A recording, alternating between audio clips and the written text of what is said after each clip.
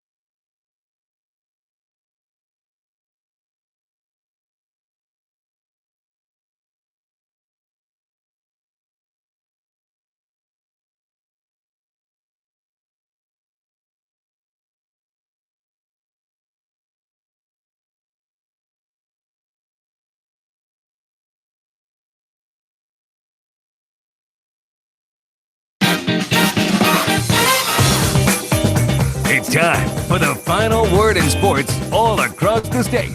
You're listening to Sports Talk with your hosts, Bill Kornbluth, Will Pelagic, and the Professor Tom Hayes. You've been waiting all day, so join the show now by calling 800-956-7266. Good evening, everybody. Welcome to Sports Talk, South Carolina Radio Network.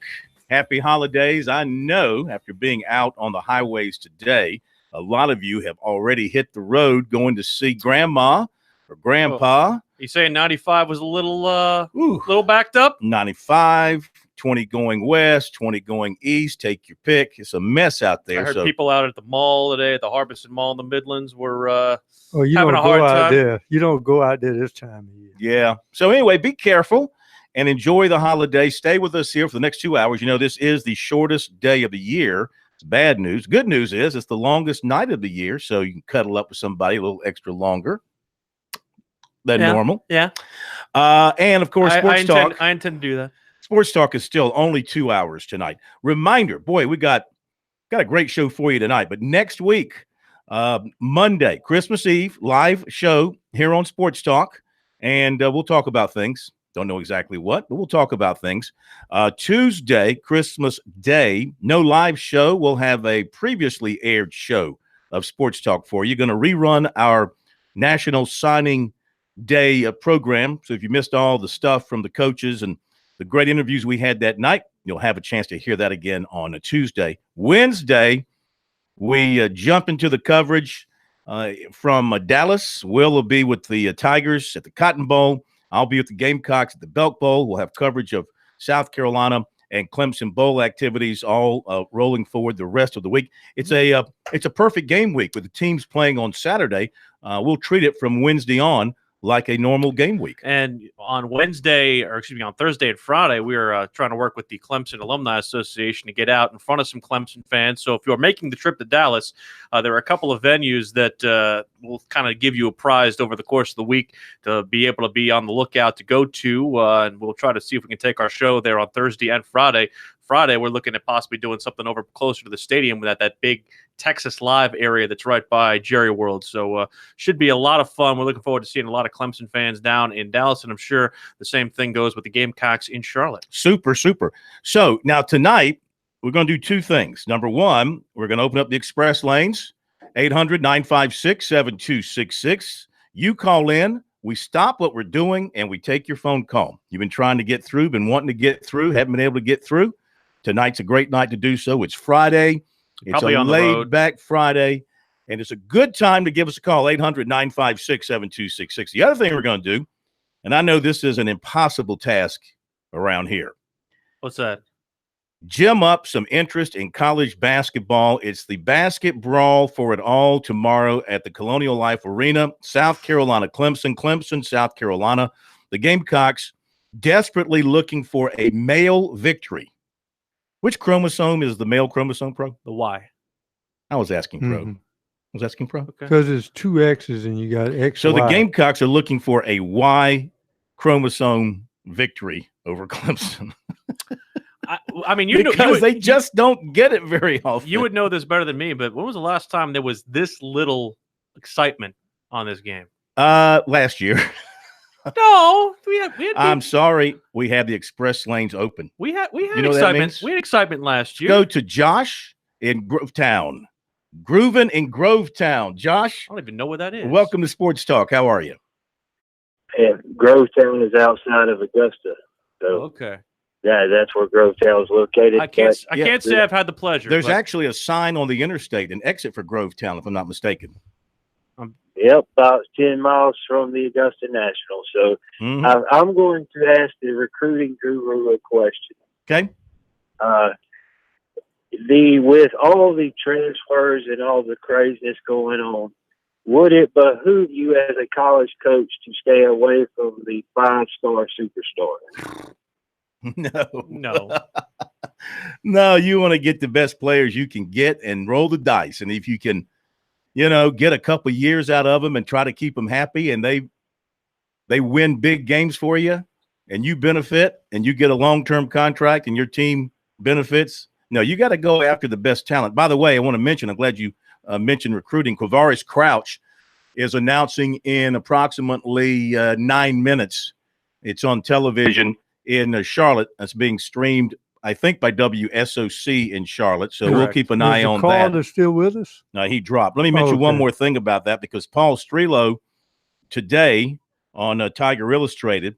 You guys are going a little back and forth there today. Well, it was all good. It was all good. I'll read you exactly what Paul wrote. And I mean, I just kind of rehashed what he said, but this is what he wrote this morning. Quote, "The bottom line is we have had multiple contacts in Charlotte with knowledge of his recruitment tell us that the Tigers are out." You got to stop. So, the line is red hot. It's the express line here on Sports Talk. Alex in Myrtle Beach, even the corn shuts up when the calls come in. That's not true. Go ahead, Alex. How are you? Terrific. Thank you. You should never have to shut up, because you guys are the man. I play by the rules here. Yes, sir. Quickly, it's the holiday season, and just a quick shout out to all you guys. A quick story. I think Mr. Pelagia, I called like 7 or 8 years ago, and the same story I told is that my father was a lawyer on King Street in downtown Charleston. I went to Bishop England, and I used to walk, after class, I had to walk down because I ride with him. I lived in Folly Beach, and I kind of looked at the page for my father, and he always had me bring in paper, like, don't come in unless it's something important. And I'd bring in, this is like 27 years ago, when it was Post and Courier in the Charleston Evening Post. And my father, I'd knock on the door, and I'd drop the paper, and my father would pick that paper up, and he would pull the sports page out. And he's a very good lawyer, wherever, well respected. And he would open that sports page and turn it right. I never will forget. He would turn that sports page, and there'd be her picture and the recruiting. Oh. And I asked my father one time, I said, "Why you always, you always go to that first?" He said, "Son, because that's the most important." Your dad was a very wise man. We appreciate and that. You're still using that same picture. I was about to say, I'm lamenting that I'm wondering what picture they have. But I haven't changed. I look exactly the same. Oh, okay. That's probably all unfortunate. Right. Keep dreaming. 800-956. You were making 7266 the number. You're making fun of my picture the other night. I did not. Did you see the tweet that I tweeted at yes. K-Mac? I said, K-Mac, we have somebody here who believes he's more handsome. K-Mac, I have to admit, he was youthful in his day here. He's older now, of course, and kind of worn down from being a husband and a father. That wears you down. And working with you. And working a regular 9 to 5. But the chicks of Sports Talk always felt like, can I say chicks anymore? No. Probably not. The chicks of Sports Talk, Brian's going, no. Probably not. The chicks of Sports Talk always thought K-Mac was the cute one. You're probably not allowed to say Billy in Surfside on the Express Lane. Welcome to Sports Talk tonight. How are you? Hey, Phil. You know exactly who I am. What are you? Hope you fellas doing well. Yes, sir. Last time I called you. Yes, sir. Yes, sir. Son said hi as well. The one I showed you up there, Rival. Yes, sir. Good looking young man. Yeah. Hey, here's the deal. Both of us agree on this, my man. I might not get a chance. As I told Bad Boy, before I talk to him again, December next week, I'll be up at Ben Boulware's camp. I won't be at the Cotton Bowl. Taking Carson and I, brother-in-law's heading up the Boulware's camp up in Charleston, South Carolina. They're going to watch Clemson, the semifinals there, and watch Clemson blow Notre Dame's doors off. I'll actually go ahead and go ahead and make a prediction. Okay. Clemson will beat Notre Dame. Oklahoma's going to give now. Will Professor, y'all know good and well. I'm telling you now. I'm picking Alabama, but Oklahoma's going to give them a fit. Sure. Clemson, Alabama in the national championship. Clemson 38-31, 38-33, 38-34. Clemson. Trevor Lawrence national championship again for the Tigers. I'm telling you right now, because they got a stable running back. They got all the tools to do it, because you're not going to run the football field. All right, thank you, Billy. We up against a hard break, but we got your message. Thank you for calling in. I have some thoughts. More calls coming up.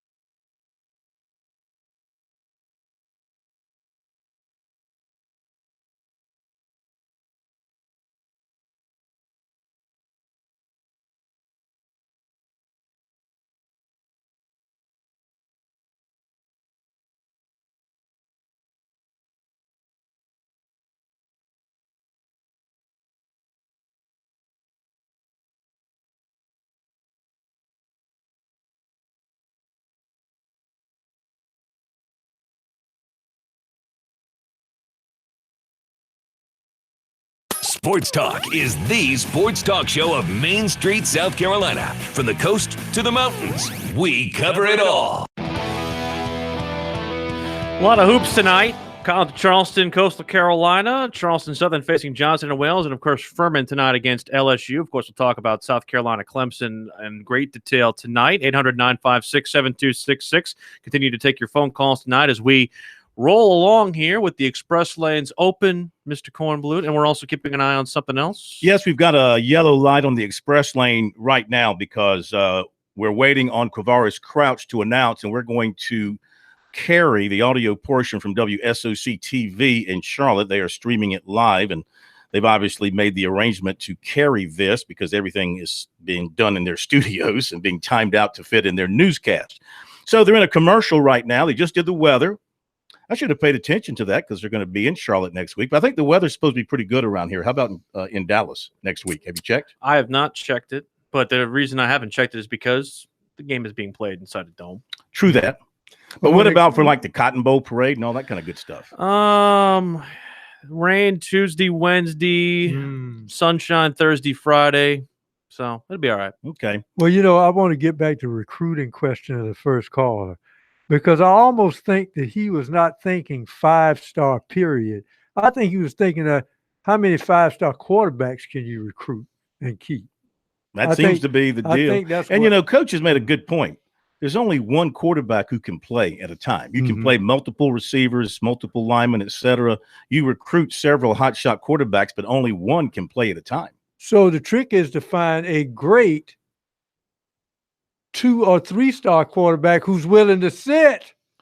Well, I mean, again, South Carolina has this thing done correctly, at least from their perspective, and you think Clemson probably had the same thing as well. Just the fact of the matter is, the future began probably a year sooner for Clemson. I would think that South Carolina's intention here with Helinski is to have him sit for a year, learn under the tutelage of Jake Bentley, however you may value that tutelage or not, and then between him and DeCarrion Joyner for the job in 2020. Well, how much do you play Helinski as a true freshman if he doesn't come in and just blow it away? 4 games. You play him within the 4-game limit and try and preserve that first year? Well, I wonder, too, like, if they're going to try and take this similar approach that Dabo Swinney did with Trevor Lawrence, because you run the risk of, once again, kind of shaking up the apple cart, so to speak. This is the longest station promo I've ever seen. They are promoting every member of their new staff. Well, that's their online. That's their online feed there with that. So okay. I'm watching the same thing you are. Yeah, it's on and on and on. And they should be getting out of this in just a moment. They're vamping. Here they are. Maybe we should do the same thing. There are 3 hats on the table. Is your feet ahead of mine? It is a little bit. Okay. Have they started? All right. Well, go ahead. They have them sitting there. All right. Go ahead, Brian. Let's bring it up. Big day for Quavaris Crouch. He joins us now in studio to announce where he's Channel 9 in Charlotte. Let's give him credit. Clemson, WSOC. Michigan, Tennessee. And right now, Quavaris, I'm going to step out of the way, let you take over. Tell him where you're going. First off, I want to just thank God for allowing me to get the gifts and the opportunity to play at the next level. And I want to thank my family, and I want to thank the whole Hardin, the staff, all my football players I play with, my teammates. And I'm just so grateful for the opportunity to play at the next level and all the people who helped me. And with that being said, go to the University of Tennessee. All right, Quavaris Crouch is what a day for Tennessee, because earlier today they got the news that a big-time player from Michigan, Aubrey Solomon, is transferring to Tennessee after playing 2 seasons with the Wolverines. He's another former highly rated guy out of Lee County High School in Leesburg, Georgia. Now, this is also significant because who is also in Leesburg, Georgia at Lee County High School? South Carolina target Jamie Robinson. Now, he's only been there 1 year. He transferred from another school, Peach County, but this is a kid from the same high school now going to Tennessee, and Tennessee's one of the schools who's after Robinson. So anyway, Tennessee finishes here with Eric Gray yesterday, and now they get the transfer in Aubrey Solomon, and now they get Quavaris Crouch out of Charlotte.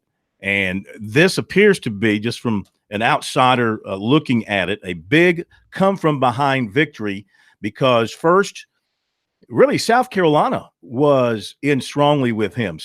Somehow, some way, the Gamecocks faded. Didn't they really want him to stay at running back early on before he said he'd prefer to play linebacker? I think that he would. I don't remember. I don't. That's what I've had the feeling that was about. We were one of the first ones, if I may toot our own horn for a moment, in our only interview with him, which was a long time ago. That we were one of the first ones, if not the first ones, where he said, "I only want to play linebacker. I'm not gonna play running back in college." So then it was Clemson, and Clemson, and it looked very strong for the Tigers. And he made visits and all this sort of stuff. And your insiders there at Clemson felt really good from what they were getting from the Clemson coaching staff, et cetera, et cetera. And then all of a sudden something turned. Well, he goes and visits Tennessee officially, but here was the thing. He took that unannounced, unofficial visit last weekend, and that popped up on his Instagram where he put out a little video, and that sort of put the idea in people's head, "Ooh, wait a minute here. Tennessee is going to be a bigger player in this thing than we all knew." And for whatever reason, now he ends up picking Tennessee, probably because, well, first of all, Jeremy Pruitt is an excellent coach and an excellent recruiter. I think that's one of the reasons that Philip Fulmer hired him. Number two, I mean, they need players, and he knows he can go to Tennessee and play in the SEC and probably walk right in to a starting job at their linebacker spot. And he's a defensive-minded coach. And well, that's the big thing. The other two. But how do you say no to Brent Venables if you're a linebacker? Because Dabo, the head coach, is an offensive guy. He was a former receivers coach. I mean, Venables is the best defensive coordinator going in the country right now. Then you get Michigan, and their head coach is an offensive guy. Do you have Clemson's linebacker depth handy? He went with the head coach as the defensive-minded coach, and he might be one of those players who really wanted to play in the SEC. I mean, it's really kind of a.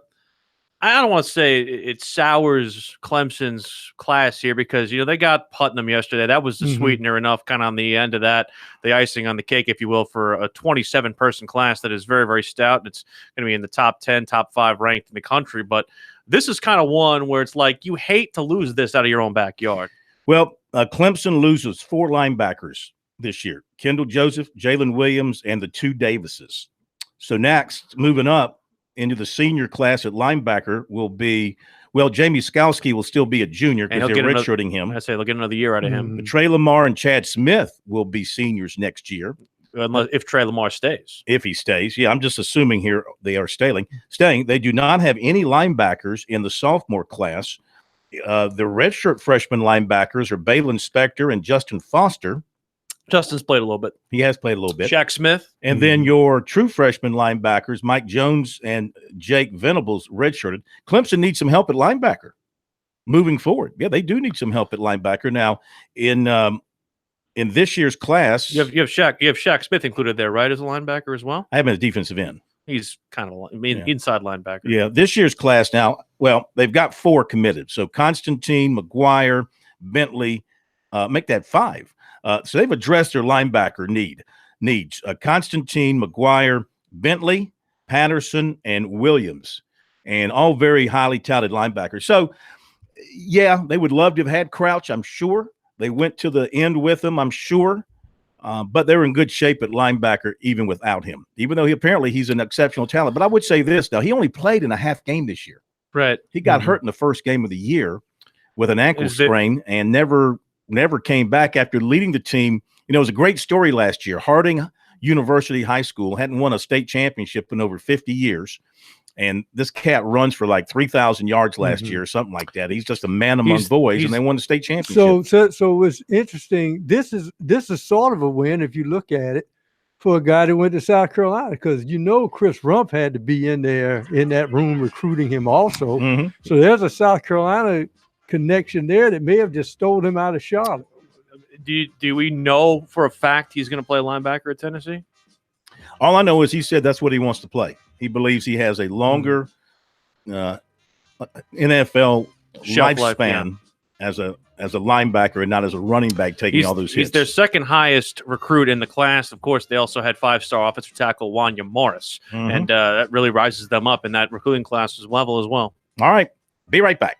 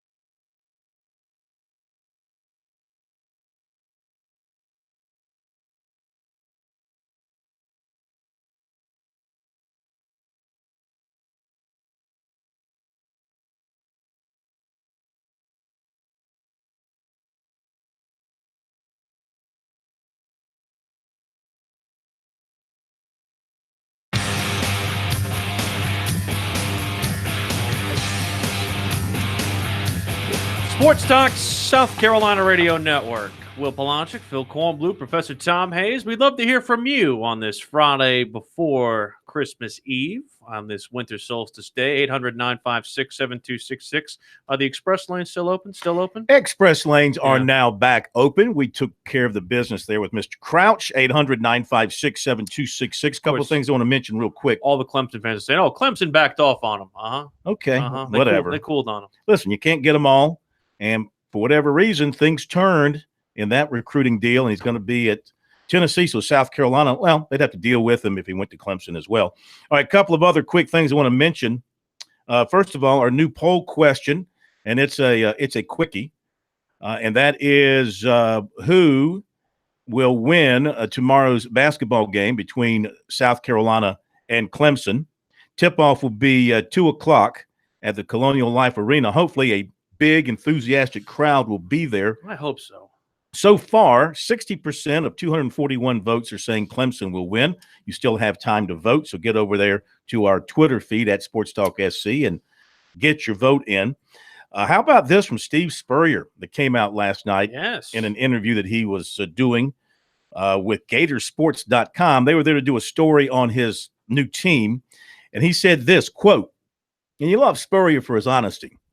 I didn't leave South Carolina because I disliked coaching. I left because we had a mess of a team, and I was the head coach, and I created it, and I made a bunch of mistakes. Players didn't like each other. Coaches didn't like each other, and it was time for me to get out of there.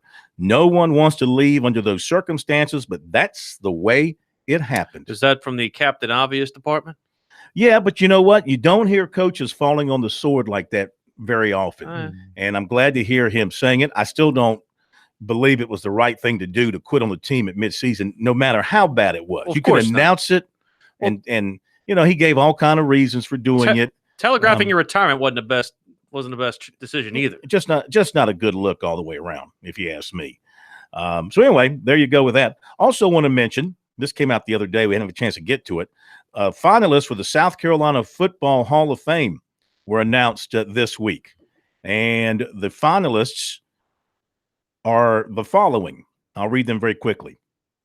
Terry Allen, Art Baker, Jeff Bostic, Joe Bostic, Peter Boulware, Troy Brown, Bobby Bryant, Dexter Coakley, Stephen Davis, Brad Edwards, Steve Fuller, Sean Graves, Steve Greer, Stump Mitchell, Robert Porcher, Sidney Rice, Tony Rice, Willie Scott, Steve Spurrier, and Deuce Staley. In the legacy category, Francis Marion Campbell. Forgot his name was Francis Marion Campbell.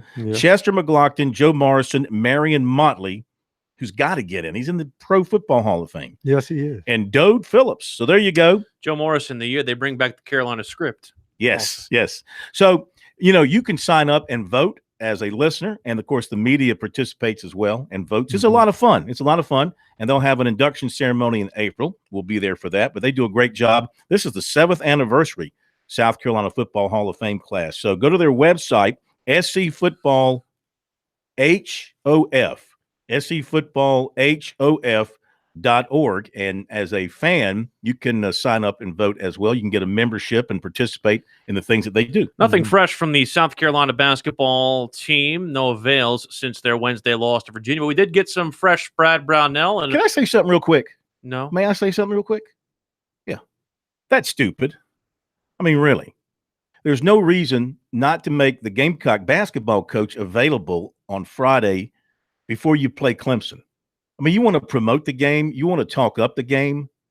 I mean, come on. Or either after the game the other night, they should have had a little session. Of course, he was already too pissed off to continue talking anyway. But there should have been a media avail for Frank to promote the game from a South Carolina standpoint. We only get to hear from Brad about playing South Carolina. Nothing from Frank about playing Clemson. Don't you think that's kind of poor? Suppose Frank didn't want to talk. It doesn't matter. He should talk. And if he doesn't want to, you make him talk. Maybe he wants the foxhole mentality. No, you can't. You can't do that. You can do it. He did it. No, because they only have one media session with the general media with him per week, and that's on Monday. Now, he did have his radio show last night. I don't know if he talked to any media. Any media went over there to talk to him or not. But there should have been an organized media gaggle with him at some point today. Do you want to speak now? Regardless of the decision-making process. You're making enough noise over there like an old clunker. I'm just trying to go ahead. Get to you, Brad. Trying to get to Brad because we had it and I cut it up and I worked very, very hard to cut it up. Go ahead. He gave us an update on not just on his team facing South Carolina, also an update on Marquise Reed. He was asked initially which team that they play in the ACC does South Carolina remind him of? Florida State is probably somebody that similarly plays that aggressive defensive style where they make it difficult for you to run your stuff. You know, you have to simplify your packages and your players have to make more plays in these kinds of games. It's less about, you know, coaches and play calling and things of that nature, and it is more about, your players playing confidently and making good fundamental basketball plays against pressure defense. And I said they've done a nice job of mixing in zone. I thought it was effective against Virginia the other day. It was a little bit effective against us last year some. So, we know that the way they play is not something that you see, every week. You only see it a few times a year. And Florida State is probably the team in our league that is the most like that. You guys have both had your fair share of injuries. Just how does that play into? It's hard for both of us. I think you can see there are times when it's just the rhythm and timing of your team is not as good as it should be, and you're not as confident because you've got guys out there that aren't quite as confident. It was watching our film from last year's game. We looked like a confident team. Like, it was just evident. Coach Simmons, one of our new coaches, like, that was one thing that he thought jumped right off the page, was just how our guys were pretty poised and very comfortable and confident and aggressive. And we didn't always make good plays, but there was no hesitation. And I think when you don't have everybody all the time practicing, Frank's going through the same thing where it's just your practices aren't as good. And so you're not competing as hard against each other as you need to. And then when you get in very challenging games, guys break down because they're just not used to doing it as much. And you're also doing it with guys that probably aren't quite as talented and experienced. And it's, it's something you deal with, but it is good experience for the guys that are getting it. How is Marquise? He's doing better. He might have an outside chance of playing Saturday some. He suited up yesterday and did mostly non-contact work. He did do a little bit of we had him in a few defensive things that were probably 3/4 speed. Today he's going to try to do a little bit more, and we'll just see how it responds. But he's improved a lot in the last probably 2 to 3 days. And again, it's probably more of a game time decision. Some will be based on how he does in the parts of practice that he does today. Remember that game last year? That was the second half where Clemson kind of ran away and hid. A lot of it, according to Frank Martin, was because of the fact that they were able to basically play the entire second half without committing a foul. Clemson, basically, and that perspective, certainly from him, was evident that he was very frustrated by that. Clemson won that game 64-48. Clemson shooting the ball 8 of 20 from 3-point land, but 16 of 24 from the free throw line. They got to the free throw line 14 more times than South Carolina did in that contest. What we don't know is the availability for South Carolina of T.J. Moss or Mike Kotsar. Yeah, Kotsar had the concussion. I would say, there's a chance he'll be back. I don't think Moss will be back. A high ankle sprain foot injury could take, weeks. Frank said that he'll be out for a while, but the one thing that was the verbiage on both of those guys was indefinitely. So. Yeah, because Kotsar was not even allowed in the arena the night because of the lights and the sound and the noise. Something tells me that's going to be a lingering Marquise thing. Reed, that's a difficult decision because you want to beat your rival all the time, and then Brunell has to look up and see that ACC schedule and say, Clemson's won the last 2, and last year the Gamecocks scored all of 48 points as the Tigers clamped down defensively. Could see another low-scoring game tomorrow afternoon. Sure. We'll be right back.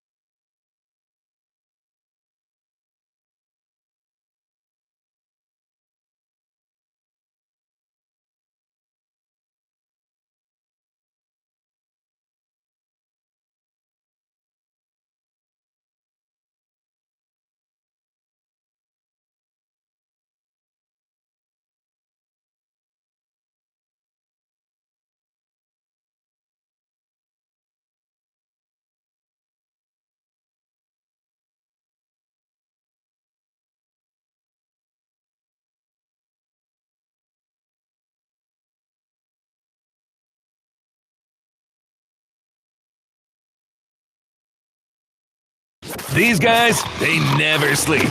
Check them out on the web at SportsTalkSC.com. Now, more of Sports Talk on the South Carolina Radio Network. Sports Talk, South Carolina Radio Network. More of your phone calls, 800-956-7266. I'm sorry, the express lane is open. We have to go.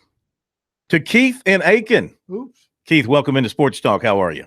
Sorry, rules of the express lane. Recruiting coming up. I'm doing great. How y'all doing this evening? Keith, it's good to have you. How are you? Oh, good. I just wanted to, last night I called, was talking about recruiting. Quick question. From the standpoint of running back, who are we looking at? What do you think? Is that a need that we need to bring someone in next year? Just talk about that a little bit. Who is we? From the standpoint Gamecocks. He wants Gamecocks. South Carolina.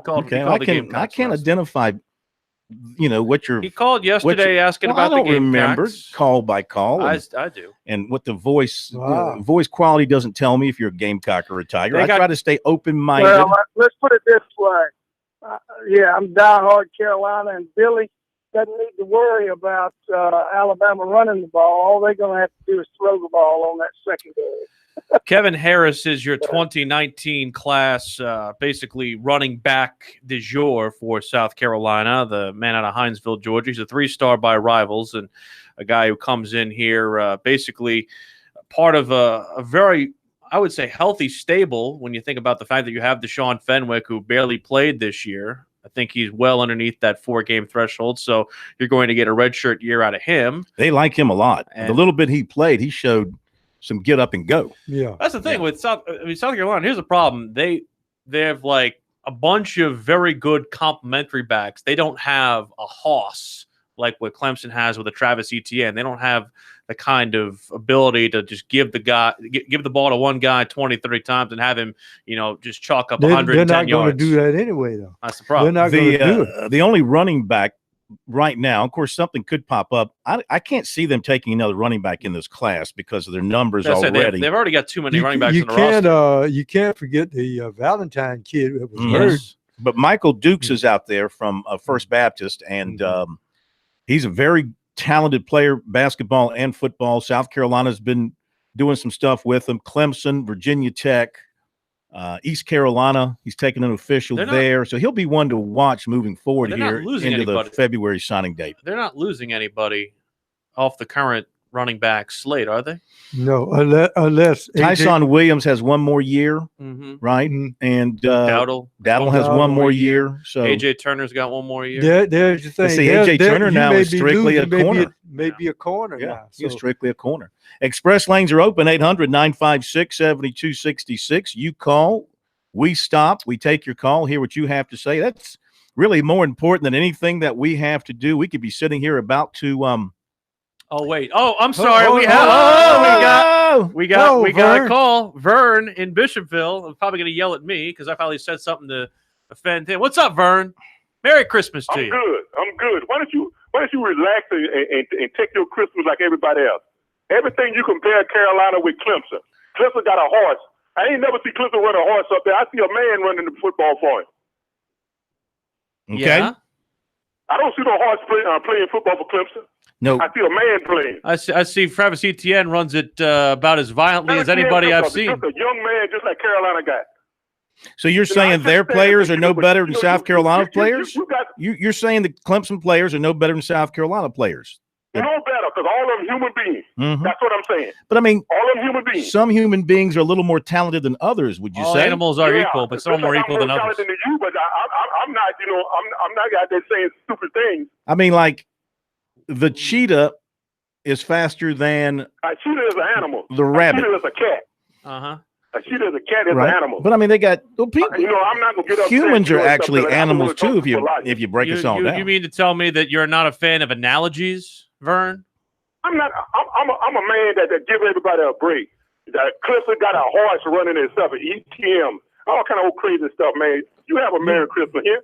Okay. I'll talk to you later. All right. Whoa. It doesn't take much to get Vern fired up. I don't even know what he was mad about. We didn't say anything mean towards anybody tonight. Yeah, but did he take offense to the fact that I was calling Travis Etienne a horse? Did you call him a horse?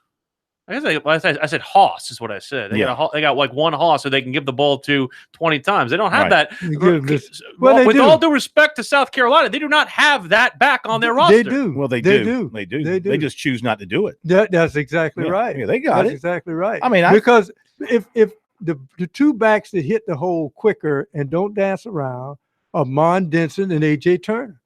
But you notice that they get a few. You see a few big runs, and they're taken out of the game. I'm saying they do not run the football the same way that Clemson does, or with the same effectiveness. But they don't want to do it that day. See, well, that's why Vern was arguing with you. You know, shows you what I know. Like Clemson? I thought A.J. Turner was the best running back on the team, Look who they and he ends up playing cornerback. But they never give A.J. Turner a chance to carry the mail for an extended amount of time. Now, Dowdle, he could do it. He just can't stay healthy for whatever reason. The guy's always getting hurt. Tyson Williams has showed flashes at times. Tyson Williams gets, I don't know what happens with him. He just kind of disappears. He gets into he's very spurty, and I like Mon Denson. Mm-hmm. If I was running South Carolina's offense, I'd want Mon Denson. He's just not elusive enough, though. I mean, he is a straight line. He's a bowling ball. He's a straight line runner. That's what you want, though. They don't often have openings in a straight line, though. You got to have that cutback guy. Well, when you don't have the offensive line running block ability to be able to make that happen, you need a guy who can be good after contact. Well, that's true. I'm not saying he's not good out of contact, but I'm just saying that if you have a running back with innate cutting ability, and that's what Dowdle has, and Turner to me has the best speed to hit the holes. But now how you going to cut when there are no holes? But there should be holes. I mean, this line should be blocking and opening up some running lanes. But it's not. But that's the point. Then get better blockers. The one thing I like about Denson is the fact that he doesn't cut, which means that if you're in the fourth quarter, there's a guy you don't want to hit. Why do you think they bring him in the third and fourth quarter every game? Because he's the closer. Mon Denson's the closer. He hasn't played that much. He didn't come in. He didn't start playing until he was hurt. The Clemson game. Mon Denson? Yeah. No, he was playing a lot before that. I'll go back and look at his numbers. I don't think he played very much in terms of getting carries until we got to the latter part of the season. No, I know he had a very, very big part of the Vanderbilt game later on, and Kentucky as well. Played in Tennessee. Again, part of the first 3 games he was hurt. Mon Denson this year played in 8 games, started 2, had 83 rushing yards. Tennessee. His high was 110 against Akron at the end of the year. At 102 played against Ole Miss at yes. 69 towards the end of the year. He didn't play that much early because he was hurt. Okay. He was hurt at the beginning of the year, and he got hurt after the Kentucky game. Mm-hmm. Okay. That's what I'm saying. He didn't play that much early in the year. He came on later in the year. He was and hurt. I'm not saying that there's anything wrong with Mon Denson, but I think if you're going to have that great running back, you got to have somebody with the zone blocking schemes where, the line is moving one way and you just can't run that direction. You've got to have cutback ability. You got to have the eyesight and the cutback ability to see that hole on the backside. And that's what Dowdle is supposed to give you. That's what A.J. Turner would give you because he's got the speed. I'm not saying Denson can't do it, but he is more of a straight line north-south guy. He runs into a pile. He's got good power. He's got good size. He runs into the pile, and sometimes he can break through. All right, got a caller on the express lane quickly. We got time, Brian? Brian's giving me the stop signal. He says no. Okay, well, Brian runs the show. Though I think we could get him. That's a fallacy. Never sleep. Yeah, and he hits the wrong button there on the computer, but that's okay. He's telling me no, and he hits the wrong button on the computer. All right, caller, hang on. We'll get to you when we come back after the top of the hour break. I just don't think that they block the run well enough to utilize the skills that you're talking about with Turner and Dowd. Okay, that's fine, but they should be. This is a veteran offensive line. They should do a lot of things with good players with an excellent offensive line. Shouldn't lose 5 in a row to Kentucky either. Okay, it's got nothing to do with what we're talking about here. We're talking about line blocking and run blocking, and they should be better at running the football. I don't know, if you're a pass-oriented team, does that take away from your running game prep and your dedication to the run game when you have a quarterback and receivers like that? No, but I think good passing game will open up the running game for you. I think what happens, though, your linemen are more likely to tip when it's a run. You look at the hand placement, how they're leaning. 2-point stance versus 3-point stance. Tip it off. All right, we'll be back. Take more of your phone calls. Got a couple of recruiting notes for you, too.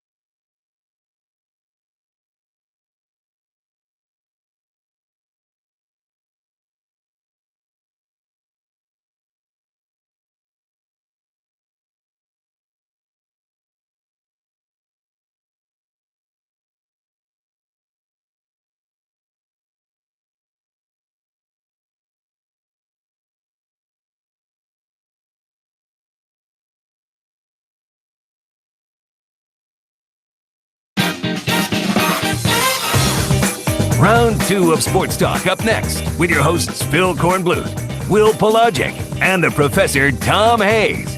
Don't leave us hanging. Join the show, 800-956-7266. We continue on this Friday night edition of Sports Talk. Glad to have you with us. The express lanes remain open, 800-956-7266. In a moment, going to dive into some Gamecock football with the quarterback, Jake Bentley. Real quick, I want to mention kudos to the town of Latta, home of champions, my hometown. Today, the annual Christmas holiday cookout where they invite everybody in the county to come and be fed lunch and dinner. I didn't get my invite. Well, you're not from the county. They tell you eat too much. And yeah, I mean, today I went there for lunch and had a delicious plate of some kind of chicken and rice. Tonight they're serving barbecue. I thought you were eating chicken bog today. Yeah, it's kind of a mishmash of chicken and rice. It's not really a chicken bog, but it's sort of like that. It's like a chicken paella almost. Whatever. Collards and coleslaw, and saw a lot of people that I know. No cornbread. No, didn't see that. They did have white bread though, so that was good. But anyway, just this is something that's going on in Latta for 30, 40 years. Started by a gentleman who just recently passed away, Alan Brigman, and it has just grown incredibly to where they serve thousands of people, I do believe, over the entire day. They start at lunch and they go all day. They take a little break and they come back in the evening and serve people, and everybody who walks up gets a meal. So kudos to them. Great thing that they do there. It's very nice to be back there to see everybody and enjoy the delicious food.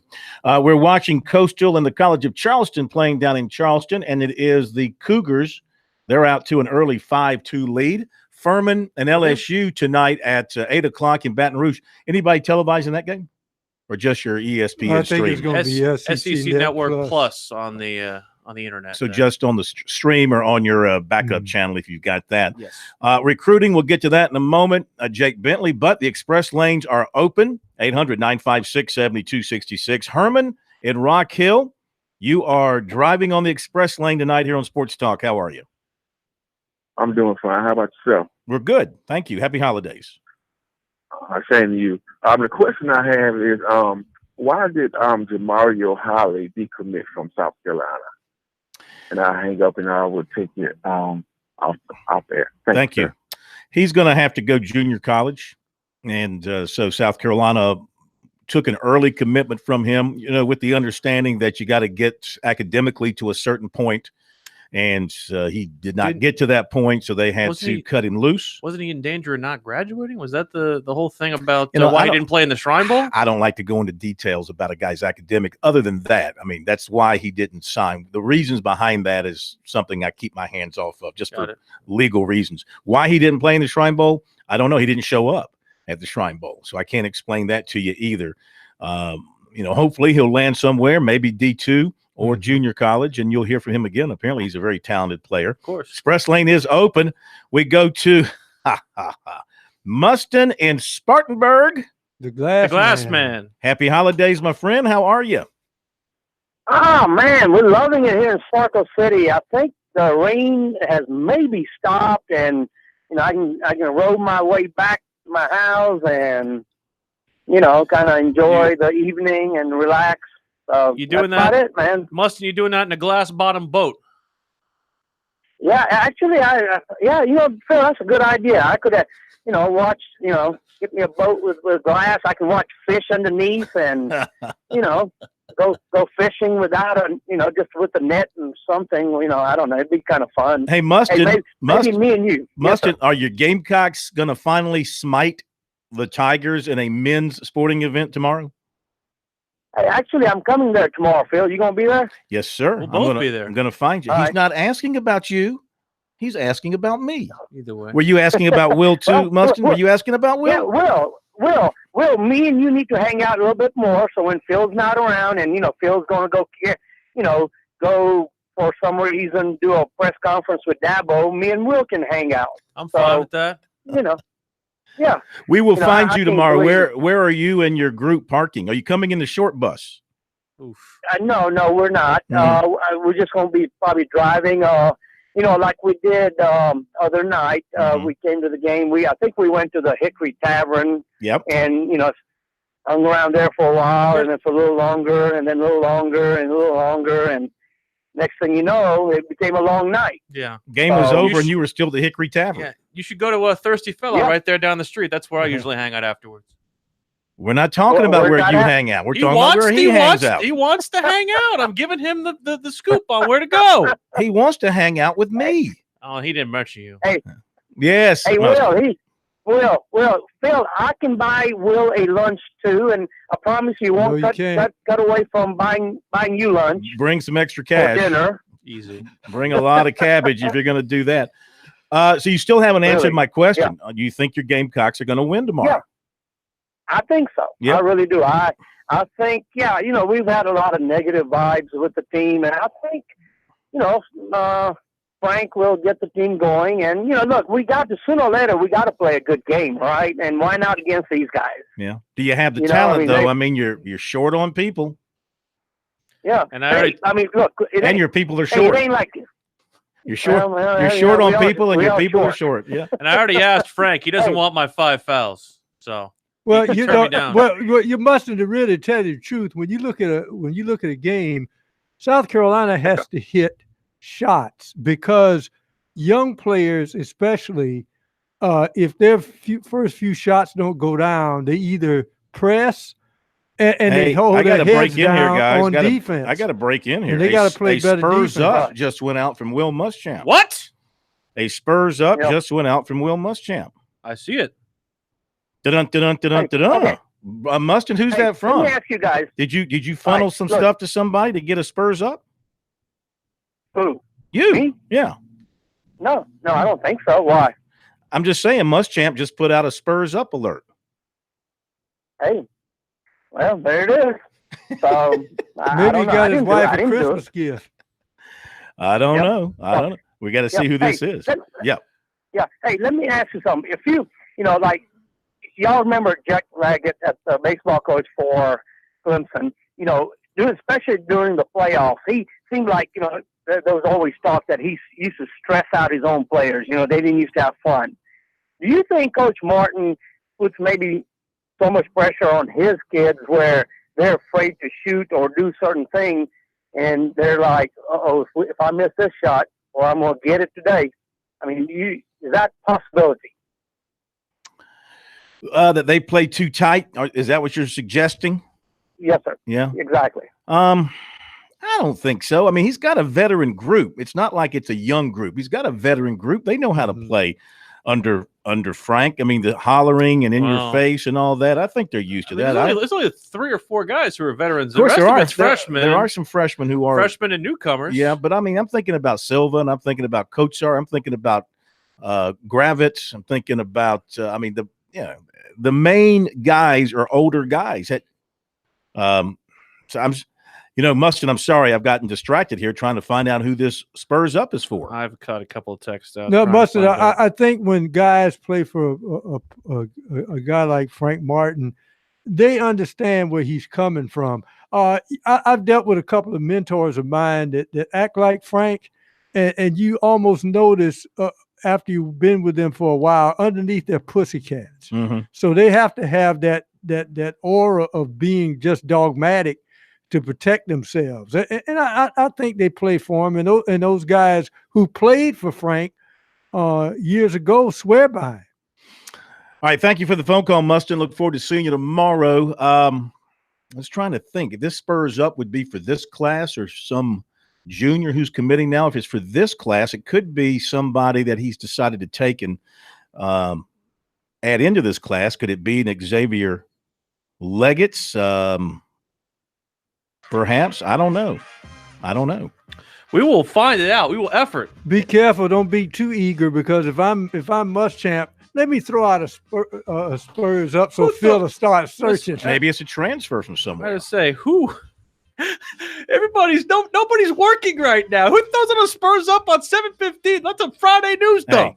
Kobe Smith committed on Christmas night. That's the correct. Bear. He committed on Christmas night. I could have bear hugged him. That didn't affect you. Well, you had seen a movie? I was in a movie. Okay. Yeah.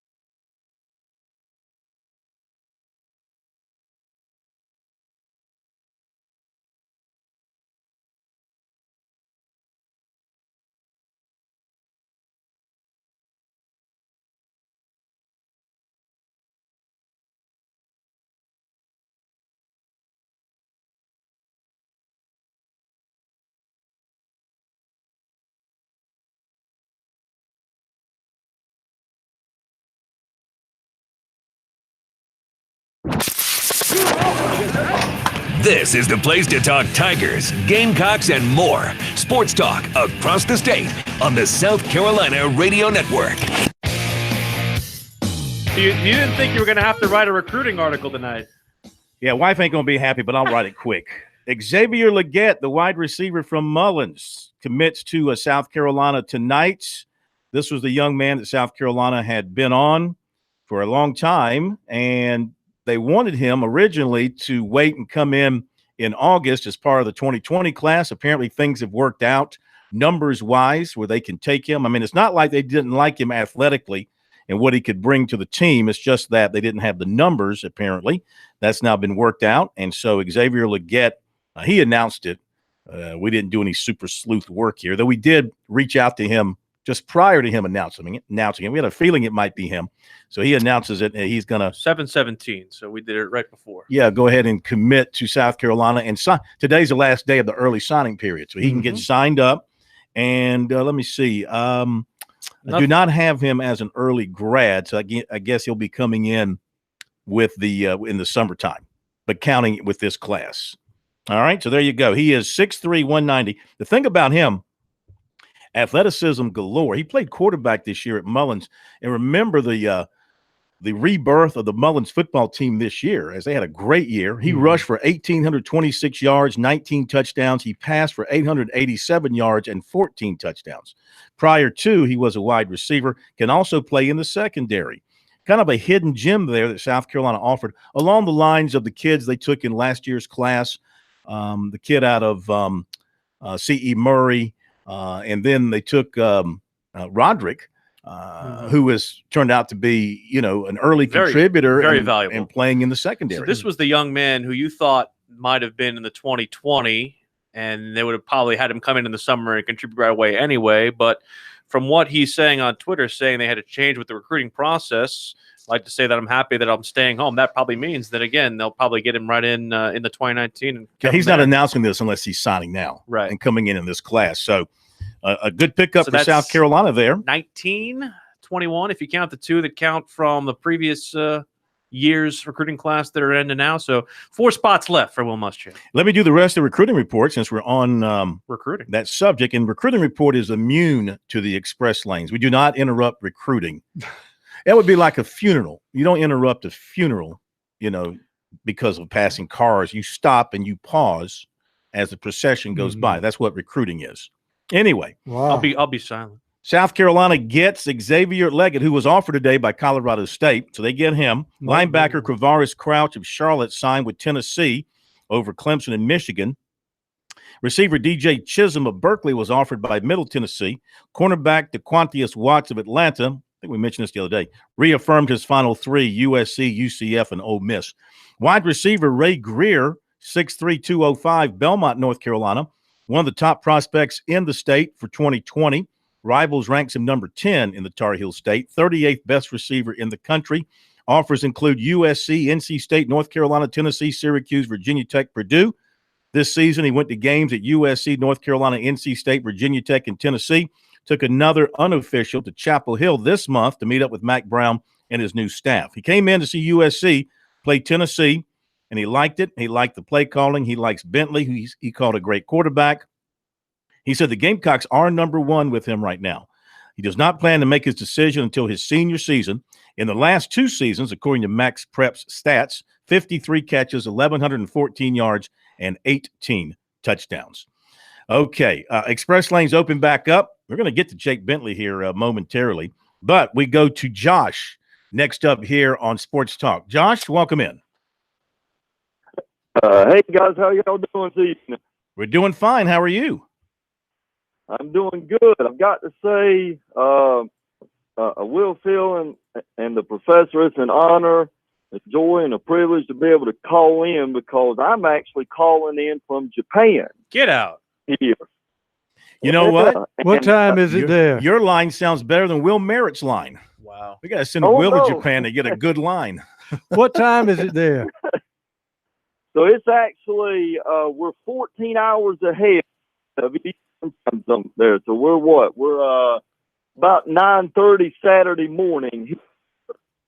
And so when I wake up in the morning, I get to listen to talk live from 6 to 8 because it's normally from 8 to 1 here. Mm-hmm. Well, So since I it's enjoy already listening. Saturday there, tell me who's going to win the College of Charleston Coastal Carolina game that's going on right now. Since you're already ahead of us. Right. And that's usually what I tell people. I can tell you who's going to win in advance. But I've tried to do that before and haven't always come out successful. So I try to just wait and see what's going to happen myself. Mm-hmm. What's on your mind tonight, sir? I'm sorry, say it again. What's on your mind tonight from Japan besides sushi? Well, I've actually got a question concerning the high school football. I know that we're done with the season of that and everything. I've actually got a question because I'm a graduate there of Midland Valley High School, and I've been sitting here thinking as I was listening to the recruiting and everything, I started to feel bad because I thought, man, I'm interrupting the recruiting here, but I didn't want to do that. So, but I'm thinking about the Mustangs, and ever since I can remember, unless if my records are off here, I started going there in '99, graduated in 2003, and ever since I went there, we have never beaten North Augusta. And I'm just curious, is there another team or anything that y'all might know of there in South Carolina that has a team with such of a long losing streak against another team? Dillon versus Latta? Yeah, I can tell you. Sorry. I can tell you personally, yeah. I mean, Latta hasn't beaten Dillon since 1968. Oh, my. Yeah. Yeah. Wow, that's the year my older sister was born. So that tells me there how long. But I mean, you're talking Wait about a a minute, big school hold versus a up. small school now. Hold up. Your older sister was born in 1968 and you graduated high school in 2003? Yeah, I'm actually the baby. So there's actually a, 16, almost 17-year difference between us. My. Mm-hmm. There's a story behind that. My oldest. Josh, there's a story behind that. Yeah, there's a story behind that. my I oldest can sister assure is you. 12 years older than I am. So are we suggesting that you were either an afterthought or an accident? Why did you? Well, I figured if I start getting into that and my mom was listening to the station, No, let's we don't might do have that. a problem. Let's So- don't do that. Well, Let's don't do Merry that. Christmas to you, Josh, from Japan. Well, Merry Christmas and a Happy New Year to y'all. And I, like I say, I listen all throughout the year, looking forward to 2019 as well. Are we at liberty to ask you why you were in Japan or what has you in Japan? Oh, yeah, that's no problem. We're actually missionaries living here in Japan. We came here in January of 2016. Wow. So, That's cool. And yep. And we are about, because usually I have to tell people that we're usually about 4 to 5 hours south of Tokyo. Okay. And so we're When are you about coming- in the middle. When are you coming back? We're looking at 2020, Mhm. actually, at coming back. So probably after we see the Olympics here in 2020, having the whole world basically come into the backyard here. So, Well, listen, And, you look forward. probably- You keep in touch with us. It's great hearing from you. You got a great phone line, like I'm saying. It's better than what we get from Will up in wherever he lives in the hills up there near Clemson.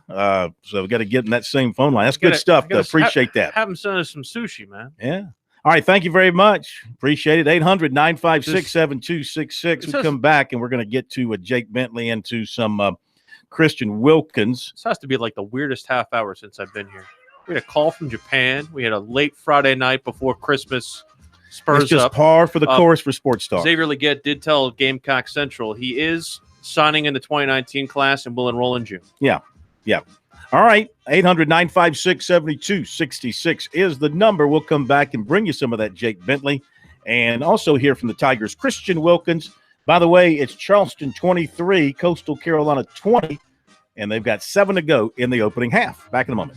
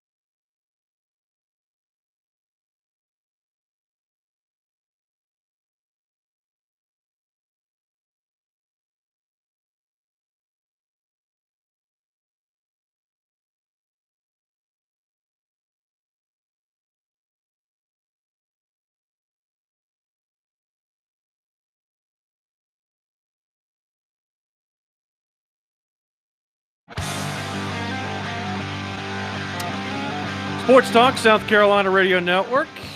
I understand in the middle of the break, since you are tireless. You talked to Xavier Leggett. What do you have to say? There's no resting on recruiting, just like with the coaches. You follow it, you don't rest. Yeah, I just talked to Xavier Leggett, and he obviously is very excited about the opportunity. He said Muschamp called him yesterday and asked him if he was ready to be a Gamecock. And then he laid it out for him how things had been worked out to be able to take him in this class.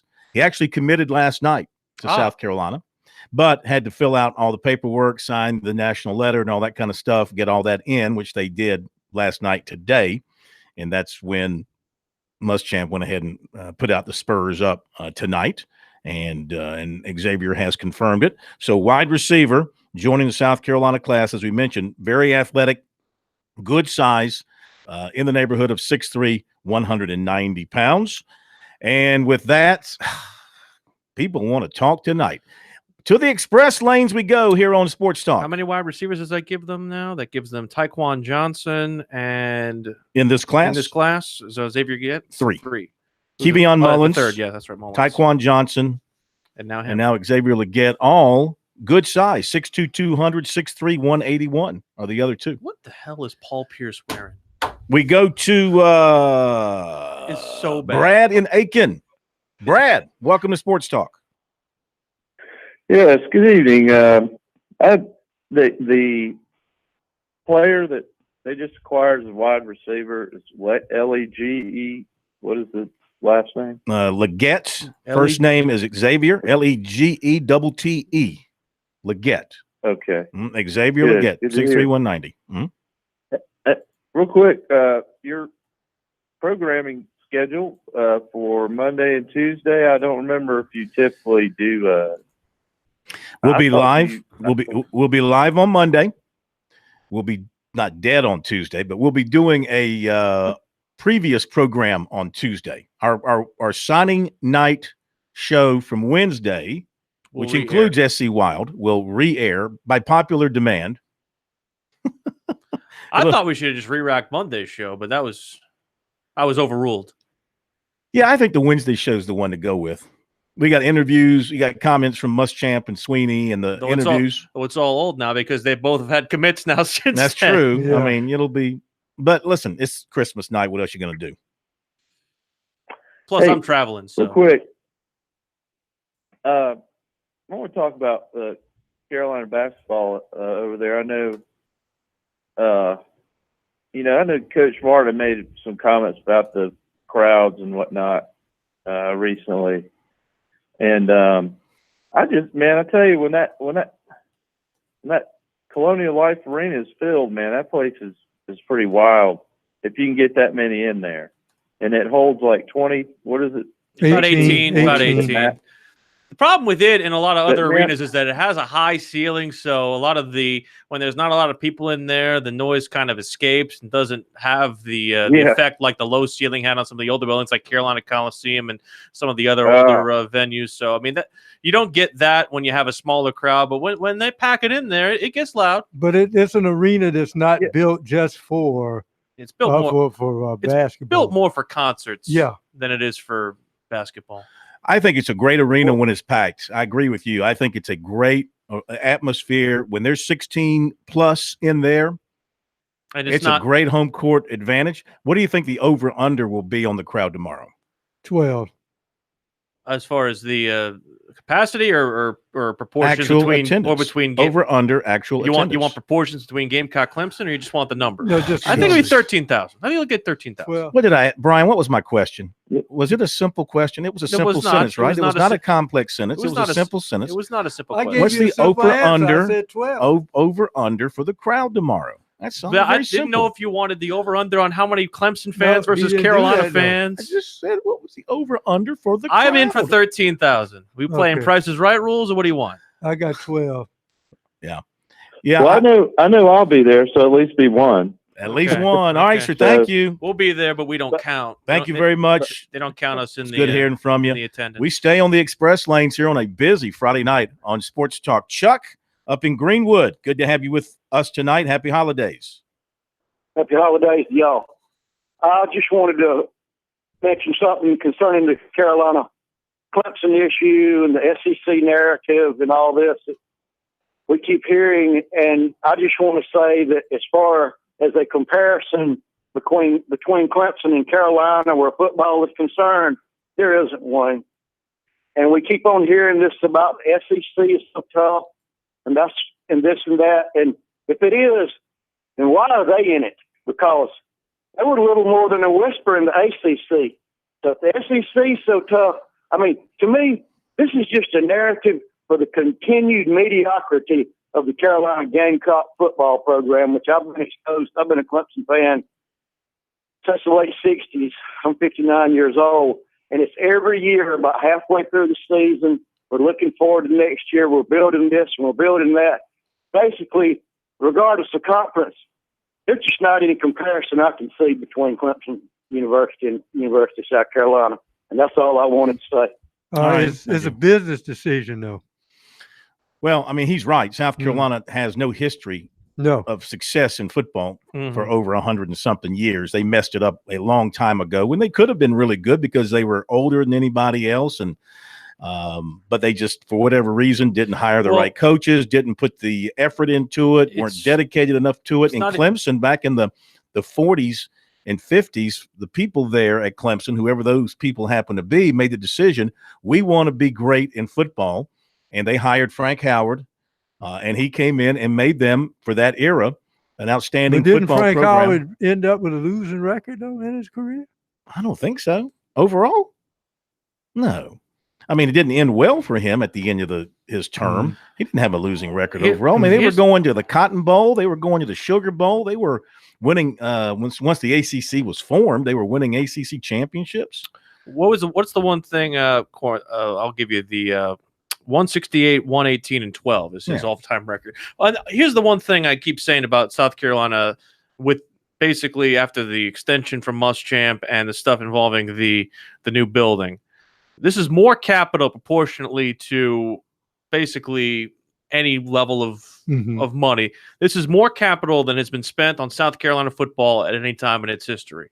They now have a commitment from donors, from the university, from anywhere they can get money now to be actually competitive in football. I wouldn't say that they're in a situation where they're in the upper echelon of where the SEC is, but from the standpoint of where they are, they're spending more money on football than they ever have.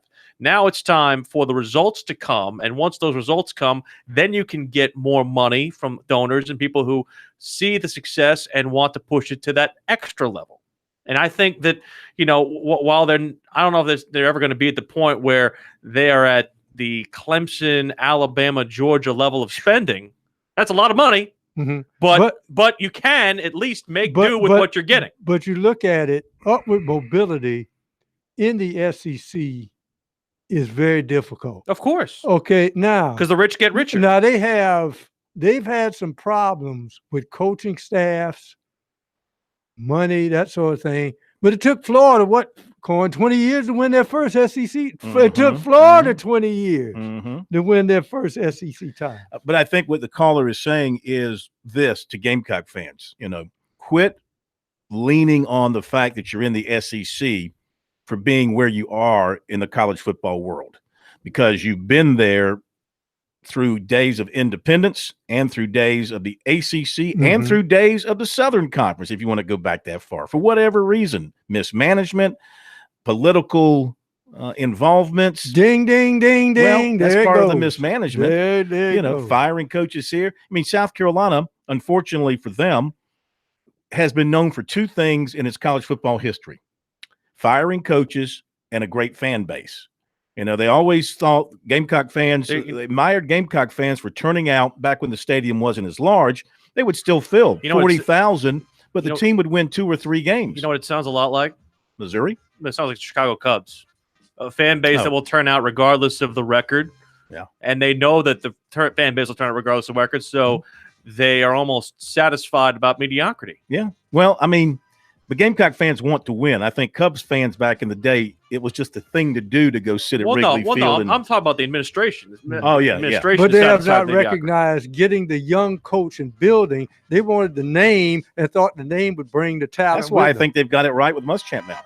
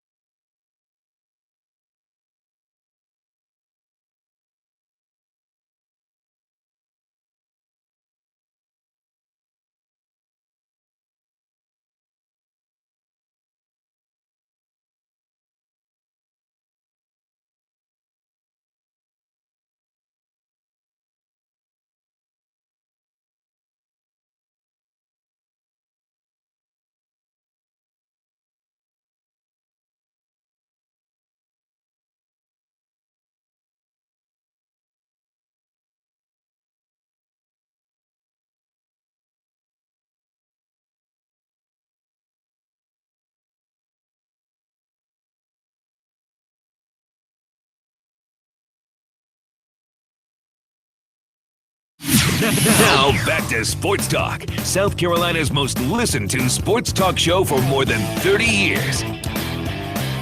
Sports Talk, South Carolina Radio Network. It is, we will tell you that College of Charleston leads Coastal Carolina 34-32 at the half. I would say a surprising score, at least in the closeness of it. Good game. Don't forget Furman LSU tipping off at the top of the hour in Baton Rouge. I have not forgotten. All right, back to the phones. Express lanes have been hot tonight.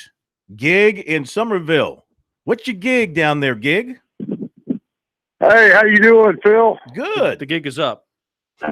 Long time listener, first time caller, because I'm always driving home from work in this crazy Charleston traffic. But I don't know who that last caller was, and I know I heard y'all agree with him a little bit about the mediocre. But I just want to remind him, it wasn't long ago that we took 5 in a row from them. Mm-hmm. Right. It wasn't long ago that we sent them home from Omaha while we won a national championship. Mm-hmm. I think they forget that we don't have the record. They got the record for most wins in the series. I'm not arguing that. They're a much better football team than we are right now, no doubt. They're national champions, playoffs. But when people get on and talk like that guy talked, it infused me to call, because I'm going to defend the school I love. But Larry played there when Dan Reeves was the quarterback. Played tight end. My son's a sophomore there this year, biology pre-med. And I know that we don't have all the glitz and glamour, and we don't have the national championship. I understand that. But on an in-state level with in-state rivalries, we have a good rivalry. Mm-hmm. And I think they forget, how quick they had 5 in a row put on them when they couldn't beat us, when we had back-to-back 11-win seasons. No, we didn't win a national championship, but we didn't play Pittsburgh in the ACC championship game. We played Auburn and Cam Newton, who went on to win the national championship. But we're in the SEC because we want to be better. The talent's better. We finished 22nd in the country in recruiting. Guess what we finished in the SEC? 11th. That says everything you know. We're not the elite of the SEC, but we're striving to be. We've been at the top. We didn't finish. I agree. I'm 50 years old. Wait till next year. I've heard that. I've been through all that. Sounds like the coach. But give us a little bit of credit. I'm not a little bit. Gig. I'm not trying to discount what has been accomplished in South Carolina, especially in the 5 years in a row. But don't you think that this is a group that, with the opportunity of the SEC, they have not fully capitalized on that? Oh, I agree with you, Will, 100%. 100%. And nobody's more frustrated than me. I've been doing this 50 years, man. Hey, Gig. When we had a chance. Yes, sir. This will make you feel better if you want to talk about recruiting. Okay. All right. Yeah. South Carolina is 22nd in the country by rivals. They're 9th in the I'm sorry. They're up to 19th. They're up to 19th in the country in rivals. With the addition of Leggett? I don't know if they've already factored that in, but I'm just looking at it here. They're at number 19. But if they were in the ACC, they'd be 3rd in recruiting behind Clemson and Florida State. So from your perspective, the comment if you want to compare, being a whisper, the comment he made about us being a whisper in the ACC is a joke to me. We were in the ACC, and we competed for national championship under Frank McGuire. We had a hell of a basketball team. Why we got out of the ACC, I didn't agree with that. Wasn't my decision. I'm going to support my program. We were an independent. But we had some good years then, too. It wasn't, did we flop? Yeah. Had a chance to play for it all and go lose to Navy. That's our middle name. That's the one, 84. Whole life, 84 was the year, man. 84 was the year. You could have won. With that my whole life, Phil. Could have won that national championship and changed the entire complexion of the football program. Absolutely. But what I had to say, you guys have always been fair. I don't know if you're – I think I know. I'm not even going to say it. But I don't know if you're Clemson or Carolina. I don't know if Will's Clemson. Will's Missouri. I'm sorry. I forgot. He's Missouri. And I went to Harvard, so I've got really no dog in the fight. I will tell you this. I went to Missouri, but I don't rep them nearly as much as you people think I do. My call was not generated because I've been listening to you guys since I came to Charleston in 91 with the Navy. Okay? I've been listening and love the show, and it's always even-sided. It's not one-sided. And I've heard Clemson people call in who are very appreciative and don't, that guy, uneducated. I mean, I understand you own it. I understand that you own the overall, but don't forget what we've accomplished. And in that, And in that, and I know they say baseball don't matter. It's all about football. Well, baseball does matter. Here I it love does. all college sports. Yeah. Hey, we got Baseball matters, basketball matters. Gig- The run we had at Omaha, and the sweetest thing about it was we beat them twice to send them home, and they forget that. Gig. The gig is up. Thank you. Great stuff. As I said Appreciate before, the phone call. By the way, Leggett is factored into that number 19. I was going to say 20 years before Florida won their first SEC title. Also, I still go to my grave saying that South Carolina does not beat Clemson in 1984 if they go in there undefeated. I just have that feeling. What is they'd like to have had the chance. What was the conversation in '92 about just that whole situation? Well, it was. I mean, they were independent at the time. It was about going to the SEC. Yeah. Well, the SEC was looking to expand, right? Because they were getting into the playoff business and for television purposes. I would add to the discussion, but I was 5 at the time. Right, and so then let the adults in the room handle the conversation. That's why I'm asking you. And so they were looking around for people, for opportunities with other schools, and they had their eyes on others who kind of it fell through, if I remember correctly. South Carolina was not one of the first choices, but eventually the ball landed in South Carolina's court, and the Gamecocks jumped all over it. Well, let's face it. And they brought in Arkansas and South Carolina that first time with expansion. Those were the two new ones that came in. And because they wanted the championship game. Right. And you had to have, by NCAA rules, you had to have 2 divisions, and you had to have a minimum of 12 teams to have a championship game. Yes. Florida State did not want to have anything to do with an invitation to the SEC because Bobby Bowden was looking for an easy way to win a national championship, and he saw it when they became the 9th member of the ACC. Also, it became financially prudent for South Carolina to get into the conference because you start to bleed money during those years in the 90s when you were an independent. Yeah, they were in the wasteland of college football when they were an independent. Thank you so much for the phone call. Happy holidays. Dr. Tiger in Myrtle Beach, welcome to Sports Talk. How are you? Good evening, fellas. How are you? We're good, thank you. Good. Well, I listened to the last caller. I mean, of course, you feel for them guys because you can doctor it up any way you want to, no pun intended, but they're still finishing in the 19th or 22nd and 10th in the SEC.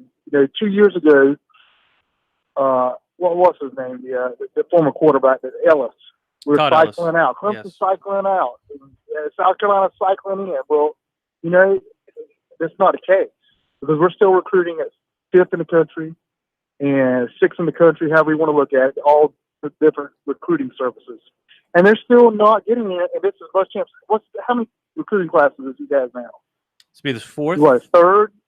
4th? 4th. There's 4 recruiting classes in now, and you're still recruiting in the 20s and still near the bottom of the SEC. And I'm sorry, that's not closing the gap, and that's not getting better and closer. But the key to that is this. Ole Miss started, and when they hired Freeze, they went immediately into the top 10. And you knew they were doing something. So when you do it slowly, you're doing it the right way. If you try to do it the quick fix, you see where Freeze is now. Now they're 14th in the SEC. Look, I'll just say this too. Clemson's current state did not happen overnight. Dabo had to go through coordinators.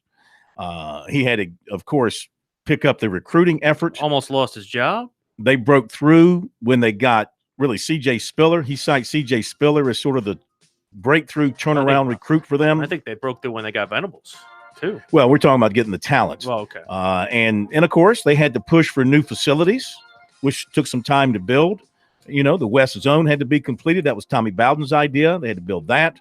Then they built the new indoor practice facility. And then they built this fabulous new administration building. What about the Oculus? Did you mention the Oculus? I don't think the Oculus had anything to do with it. But now South Carolina's done the same thing. They don't have an Oculus, though. And they've got a coach who is relentless in recruiting, also believes in development, and thinks he has a staff that can develop. They don't have a hill either. You just got to give them some time, Or people. a rock.